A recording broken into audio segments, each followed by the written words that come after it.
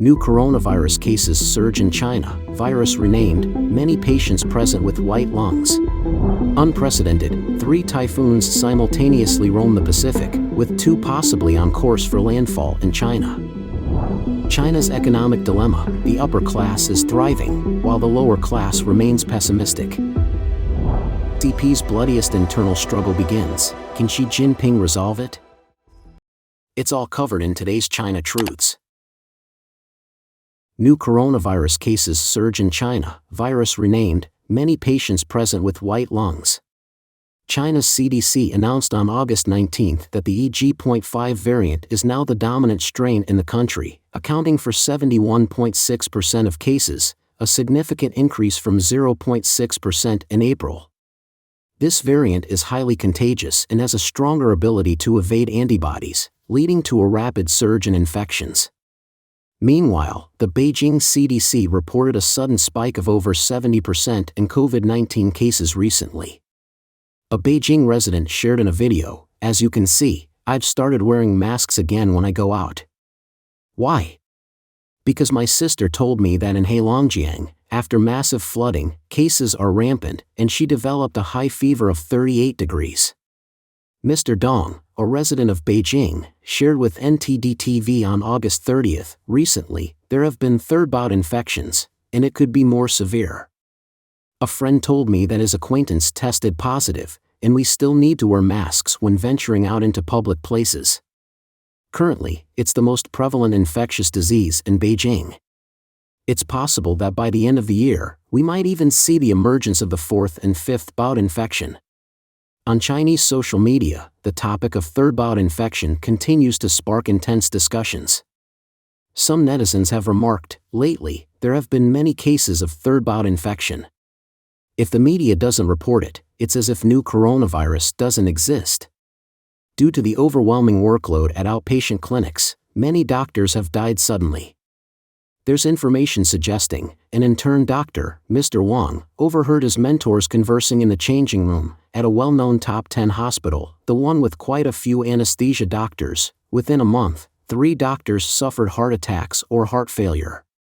One of them, a leading figure in surgery, was rushed to another top 10 hospital for ECMO treatment but still ended up brain dead. The hospital decided to reduce the outpatient workload, but so far, the only measure we've seen is a piece of paper. The mentor said, "Working at a hospital means you have to accept your fate."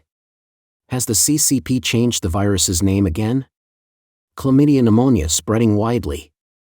In addition to the increasing number of third-bout infection patients, in August, there were outbreaks of a condition known as chlamydia pneumonia in many parts of China, affecting numerous children and leading to overcrowding in pediatric hospitals. This disease primarily spreads through respiratory droplets and presents symptoms such as persistent high fever, the emergence of white lungs, difficulty breathing, and loss of appetite, among others, which closely resemble the symptoms of a new coronavirus infection. Dr. Wu Su, the head of the pediatrics department at Xixi City People's Hospital in Zhejiang, stated in the media that since June, there has been a noticeable increase in cases of chlamydia pneumonia in children. In July alone, there were more than 500 cases of chlamydia infection in the pediatric emergency department. Meanwhile, a pediatric doctor in Zhengzhou, Hunan Province, mentioned, "In our ward, we have nearly 80 patients, 2/3 of whom have chlamydia pneumonia. This is the peak of its prevalence." A 4-year-old boy was also hospitalized, and he mentioned, "I cry when I can't breathe." A doctor explained that the boy showed lung abnormalities within 2 days of the infection. She noted that in recent 3 weeks, the hospital had received a large number of chlamydia pneumonia cases, which typically transition to severe pneumonia within 3 to 5 days. Doctors on the mainland have issued warnings that chlamydia pneumonia can easily progress to severe illness and even death if not treated promptly. Currently, there is no vaccine for chlamydia infections, and aside from mild cases. At the beginning of this year, there was a significant outbreak of the new coronavirus, followed by the emergence of what was referred to as seasonal flu. Now, we have this thing called chlamydia pneumonia. Even though the names are different, the symptoms are almost identical, including high fever, difficulty breathing, and lung inflammation, among others. This has made people skeptical, suspecting that the authorities are attempting to hide the pandemic by renaming the virus. New viruses have emerged in many countries, and the extent of their mutations is causing alarm. Amid the ongoing new coronavirus situation in China, a new variant of the coronavirus has been discovered in Israel recently. This variant, temporarily named Omicron BA.2.86, has set a new record in terms of the number of mutations and has notable potential for immune evasion. Currently, experts unanimously suggest naming the BA.2.86 variant as Parola. The person proposing this name is one of the earliest scholars to issue warnings about Omicron variants globally, the renowned infectious disease modeling expert, Willem, from the United States. He believes that the BA.2.86 variant should be treated differently because it differs significantly from Omicron. Meanwhile, Israel, Denmark, the United States, and the United Kingdom have identified the presence of this virus through international transmission. At the same time, Chinese officials have announced that COVID-19 testing for incoming travelers will no longer be conducted starting from August 30th. This is raising concerns among experts that the new virus could trigger another major outbreak.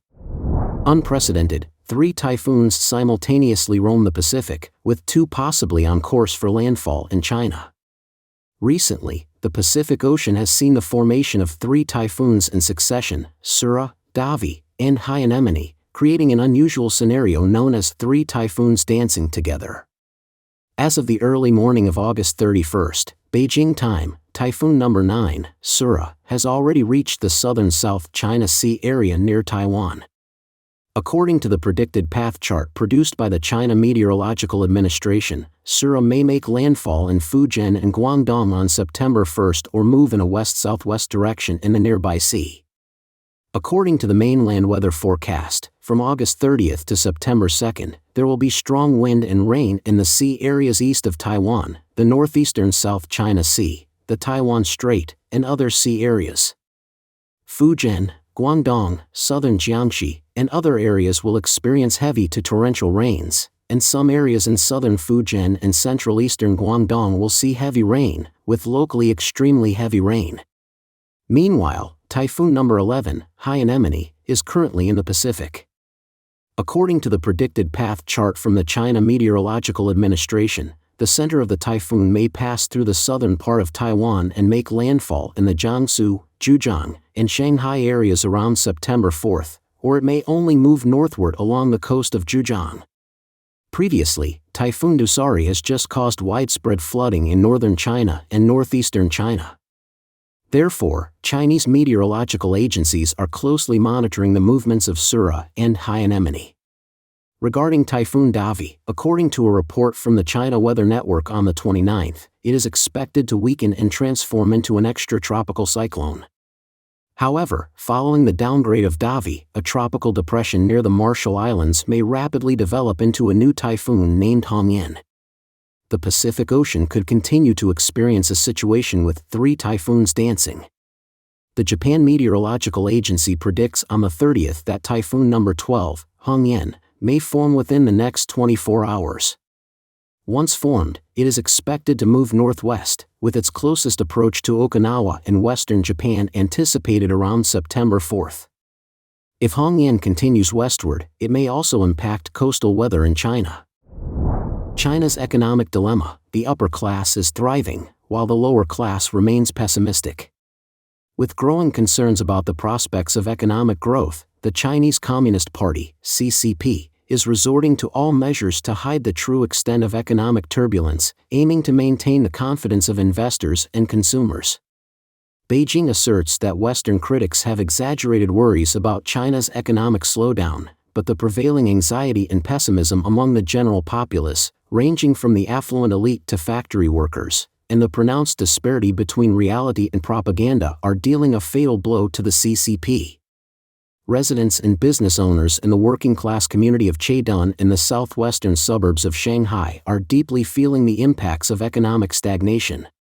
Factories that once attracted workers from all over the country have relocated, and the wages for the remaining workers have been slashed by more than half.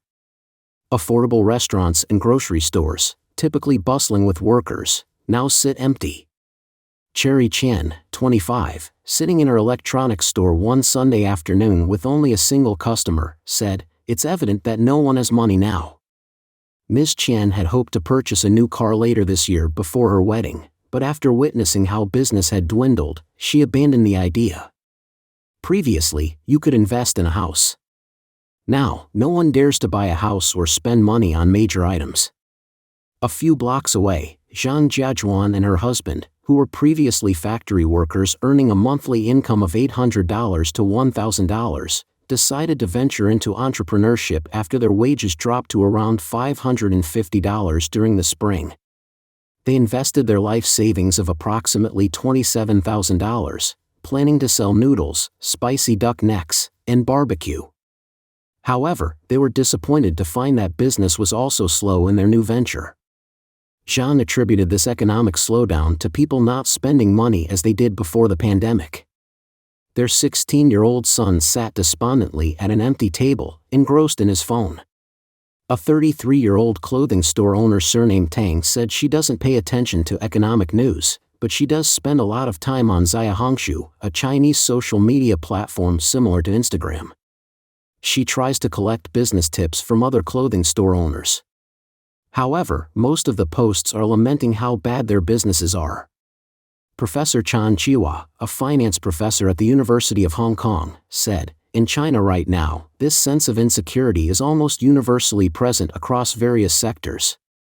That's why the government has been using all official media and other tools to convey positive and optimistic information." Chinese officials acknowledge that the economy is facing new challenges and describe the recovery as waves, all while maintaining an overall optimistic outlook. However, economists argue that the remedies they are providing are unlikely to be effective. On August 28, the Ministry of Finance halved the stock trading tax to boost investor confidence. However, this doesn't improve the phenomenon where people were initially unwilling to buy stocks because they lack confidence in stock appreciation. Professor Chan Chiwa said, "When the future is so uncertain, trading costs are not important," adding that the disconnect between the rhetoric of the top leadership and the actual situation of many Chinese people is very apparent. The CCP's bloodiest internal struggle begins. Can Xi Jinping resolve it? China's property giant Evergrande is believed to be the trigger for an economic crisis in China, and some suggest it poses a political dilemma for the Xi Jinping regime, leading to a significant internal conflict within the CCP. On August 16, Evergrande came under investigation by the China Securities Regulatory Commission for suspected violations of information disclosure regulations. Just one day later, on August 17, Evergrande filed for bankruptcy protection in the U.S. District Court for the Southern District of New York. Dr. Wang Youchuan, a former contributor associated with former Politburo Standing Committee member Wei Jianqing, recently wrote in the Epoch Times that Evergrande's move to seek self-preservation in the United States on the second day of being investigated is a mysterious maneuver. Behind this lies a power struggle orchestrated by Evergrande's hidden leader, Xing Qinghong, while Xi Jinping grapples with an all-encompassing domestic and diplomatic crisis. Wang Youchuan pointed out that the internal struggle within the Chinese Communist Party during Xi's two terms primarily revolves around a power struggle between Xi Jinping, Jiang Zemin, and Xing Qinghong. During Xi's second term, due to Jiang's advanced age and declining health, the Xi-Jiang struggle took center stage. The most direct consequence of the Xizang clash is the dire situation of Xing Bao, the niece of Xing Qinghong, whose Huayang Nian company has been rectified and is unable to secure loans or repay debts. It has even been submitted for liquidation by creditors. Evergrande Group, with Xing Qinghong as its ultimate hidden leader, collapsed and fell into a debt crisis. Wang believes that Su Jiayin, the owner of Evergrande, became China's richest man by aligning himself with the top CCP elite led by Jiang and Zheng. Su Jiayin has a direct white-glove relationship with Xing Qinghuai, the younger brother of Xing Qinghong, and Xing Qinghuai's son, Xing Wei.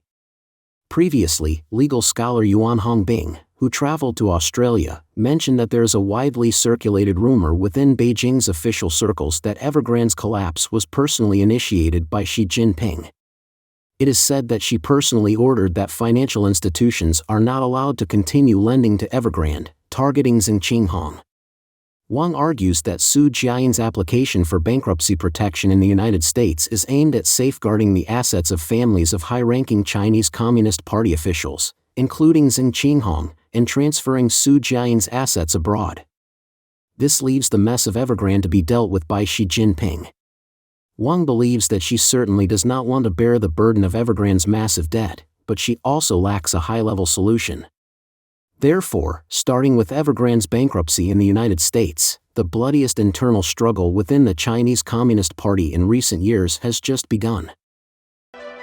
Don't forget to comment in the section below to share your opinions on today's topic with us. Make sure to like and subscribe to see more interesting topics from China Truths.